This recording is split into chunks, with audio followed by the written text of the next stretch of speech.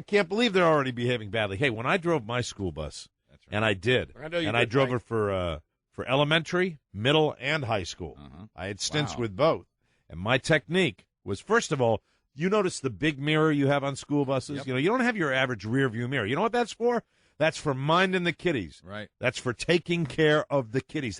That's for taking care of your prisoners. Now they've all got the eye in the sky. I mean, they've all got digital cameras. But that you can't substitute technology for the good old mirror. And I use the intense brake technique. It never fails. You want to talk about silence? Quiet, please. Hey, kids, keep it down. Listen, I'm not going to say it again. Keep it down. And you come up to the stop sign, and it's a little like that. You see the little necks. Not whiplash necks. Right. You know, we're not going to do any serious injuries. No. But it was great. Well, Mike, that crime of nature may not offend you the way it offended me. There was something that happened across the street from where we broadcast yesterday that I saw on the local news last night. Oh, yeah. And I am positive that it is one of the 6 men in this building. Please listen to the following tape from... Then are you going to start the Inquisition? Yep, from channel whatever it was last night on the news. The guy's going around flashing children at a local bookstore. It's happening at the Barnes & Noble store in Rockville. That's at the corner of Montrose Road and Rockville Pike. That is the Barnes & Noble that we sent Matt the Pollock to stand in his Beefeaters outfit. That is the Barnes & Noble that we could throw a rock to from here. Police say a surveillance camera captured pictures of the guy. Investigators say he flashed a mother and her 7-year-old daughter earlier this month and then ran away. Officers say he also exposed himself to a 12-year-old girl back in June. All right. All right, we got 2 crimes to solve today. Yeah. Okay. The first would be bus 0539. You're hoping that bus driver is brought in here to your courtroom? Those Twinkies, those peanut butter sandwiches, Right. they could have put an eye out. That's right. Could have gone right through your windshield. Sure could have, Mike. You never know. It wasn't just used sandwiches. It could have been a grape with a pit in it. And then beyond that, we really want to find out why Joe is flashing over at Barnes & Noble. You already have a suspect? Oh, listen, don't you think it's Joe? No. Wasn't he hung over the last 2 days? Yeah. But you don't think it's Joe? No, I agree with you that it's one of the 6 people here. Okay, let's just by elimination, Sherlock Holmes. All right. Okay, We're gonna get alibis for everybody? here you go. You and me, we're each other's alibi, right? Yeah. Absolutely. I was at your place, you were at mine. Well, are we sure that the flasher is not one of the 3 men in this room? Well, here's the deal. I saw you driving out of here last night. Yeah. You passed me. And I Oh, did I? you probably didn't see me, but you know when the closing bell happens here, I'm heading southwest as quickly as possible, as quickly as my little car will carry me. You could be right now just simply building an alibi yourself. How quick you turn on me. I watch Law and Order all the I'm time. just saying. No, You think that there's a chance? I am not gay. Mike, it can't be Mike. I am not gay. Thank you, Rob. Why in the world would Mike go to a bookstore? I can't read. I believe I have my alibi You're off the ironclad. hook. You're Right. off the hook. Yeah. All right, so let's just say All right. that it's not me and you. We're eliminated as suspects. What about Bobo? I don't think that's his bag. Bobo. You have to define If flashing. you'll pardon the pun. You have to define flashing. If you ask someone to look at something and say, "Does this look infected to you?" God. No, you see, It's not him. He's too simple a man. We all know what his habits are. He goes to get his green bottles and he goes home. That's true. That's what he's doing. Here's the And thing. last night I could not possibly have been the flasher because I was getting home to watch the Yankees beat the Red Sox last night. Here's the thing. So this room is clear. It was This room's clean. It was some guy show. Was there a football game on last night? No.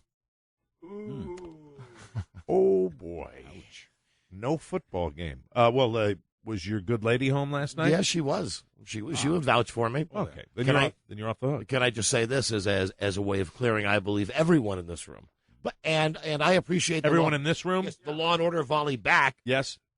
I'll take it. Right. Where was I? I was with my girlfriend. We had dinner last night at the kitchen table. She would corroborate your story. To the best of her recollection. Naked dinner. Very No. good. Hear me out on this now. Yes. This was some dude flashing his stuff with a child. Okay.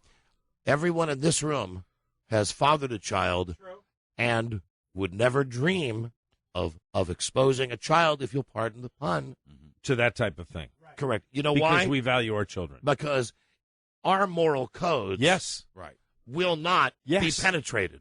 Bully. Bully. Bully, bully, bully, bully. Way down to the Chewy center. So what you're saying, Even though we're big dicks, yes, there's no way that we could ever no, with kids. it would not happen. It's impossible. It would not happen. Now, you've eliminated the three of us because we are all fathers. 'Cause fathers There are, never- excuse me, before you, All right. I mind your tongue, Mr. Burbank. I heard what you were going to I say. know where this is headed. Because fathers could never be bad guys. No, but in this case, Buzz, Mike, I'm going to jump right to the end of my summarization here. Very good. Why I'm going to. This is your opening statement, incidentally.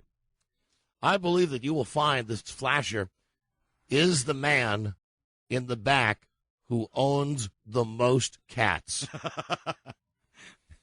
Wow. Wow. Are you accusing Mr. Normand?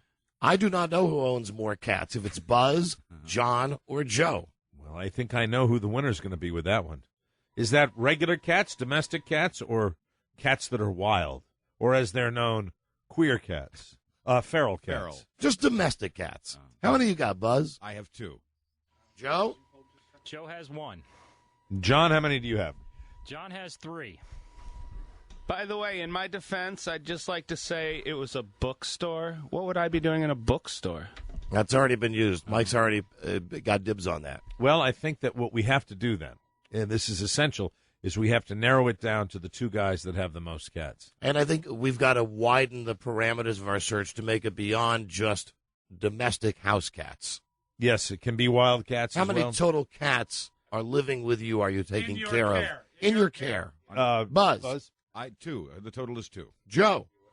Joe's on the phone. Still, the answer is 1 for Joe. How about for you, Johnny? Conservative estimate, let's say 12. Oh, dear God. Dozen cats.